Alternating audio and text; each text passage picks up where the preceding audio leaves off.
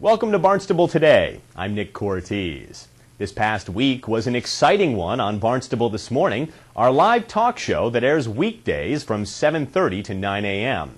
On Monday, March 22nd, we were the first with the story of Town Manager John Klim's sewer financing proposal that would not only pay for sewer expansion in a portion of town, but would also address the problem of badly deteriorated private roads. When you take this issue in context, we really have two budget busters in the town of Barnstable.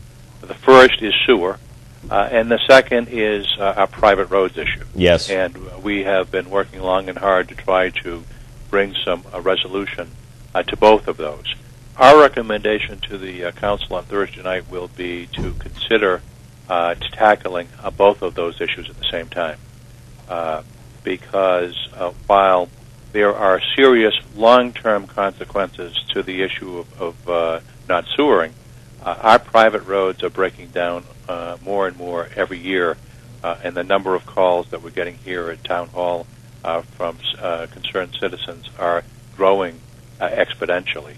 And so when we go into the workshop or the meeting on Thursday night, we will be presenting a financial plan that's smaller in scope, but more comprehensive. Instead of a $675 million program, which is about $444 million plus 200 some odd million in interest, we're going to be proposing a $200 million program that includes sewer and private roads once and for all for the council's consideration. After outlining the major points of his proposal, Klim went on to outline the possible revenue sources that the town council could tap into to pay for the program. We were tasked by the leadership of the council to look at alternatives that can presently be undertaken. And so when we look at those, and if you look at a $200 million program, there are only 5 or 6 options for revenue source.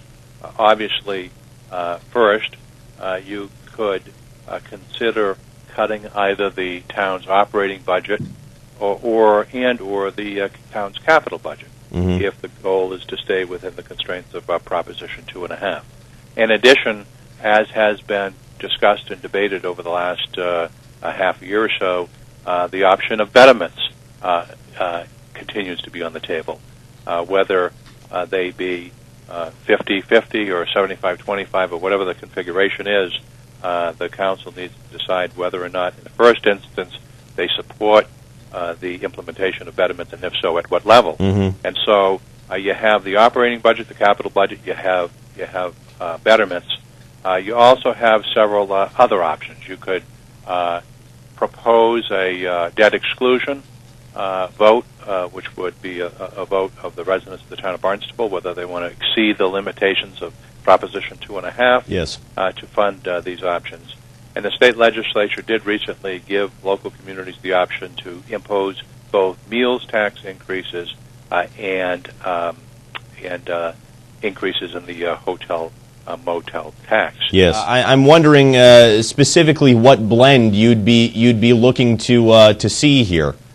Well, that's a political decision that will ultimately be made by the town council. It depends on whether or not they want to consider a debt exclusion, whether they want to consider additional tax authority. We will be making a recommendation on one of the options, but at the end of the day, our recommendation to the council is that we take some action, that we implement a policy and get moving forward on both the issue of sewering and roads. There's no right answer, Nick. There's no perfect solution. It depends on how much the council wants to impact various segments of our population. On Tuesday, March 23rd, we debuted a brand new segment with Cape Cod Regional Transit Authority Administrator Tom Kerr. After a long career as a state legislator and transportation official, Kerr was installed in his current post just a few months ago, and he's already developing some big plans to improve public transportation here on Cape Cod. Are you beginning to feel that the CCRTA, especially the bus service, fits in with all the various modes of transportation? Well, some of the new technology that's being developed and we're investing in will allow us to get people to where they need to go much quicker and more efficiently.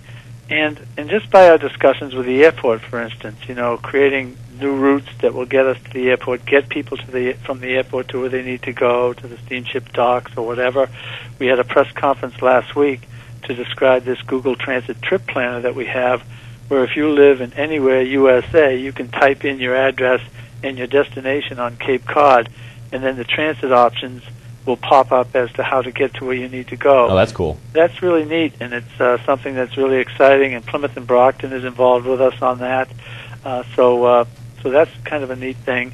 We've also reviewed all of our routes. We're exploring expanded routes in the Upper Cape because we have only a few fixed routes across the Cape. We have one from Woods Hole to Barnstable and from Barnstable to Orleans, and then we have the Villager throughout the town of Barnstable. Now, obviously, the town of Barnstable is very large. It's the hub of Cape Cod, and John Klim in particular and Mark Ells and others have been quite adamant about making sure that we run an efficient system in this community. And so I've had a number of conversations with both of them, and they've been helpful in terms of educating me as to some of the needs, and we're working closely to improve service all across the town of Barnstable. Right now, water protection is perhaps the most critical issue in the town of Barnstable and across the Cape.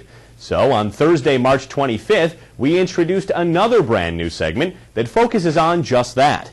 Joining us for our first water protection discussion was Dr. Dale Sod of the Department of Public Works, who told us, get your mind in the gutter and get pollution out of it. What do you mean by stormwater runoff, first of all? Well, when it rains, the water comes down and the stormwater flows over our houses, our driveways, lawns, sidewalks, everything. And as that water flows, it picks up a lot of debris, chemicals, dirt, and other pollutants. And most of the time, that stormwater, people think, just disappears. We don't think about it. Well, we have a lot of stormwater systems that are in the town of Barnstable, and some of them are fairly old, some of them are newer. Mm-hmm. But a majority of them are actually interconnected into pipes and run long distances, and many of them discharge right into our bodies of water, our ponds, our streams, even by beaches. Wow. So that being the case, obviously the gravity of this situation is clear. There sometimes are unfettered water pipes going straight into our coastal waters, which means that it's all the more important for us to think about what it is that we're putting on the ground and thus what's running off into our drainage systems. Now, I'm wondering, Dale, what are some of the common things that people might do without really thinking about it that actually could be bad for our water? Well, things people do is, they eat a candy bar and they throw the trash on the ground, don't think about it. Throw the cigarette butts. They just dump things down storm drains thinking that mysteriously they'll disappear. We've had people go and work on their cars and then drain the oil and put it down storm drains, not thinking that it might land up in the beach that they're going to go the next day swimming. A common practice is to curb your dog.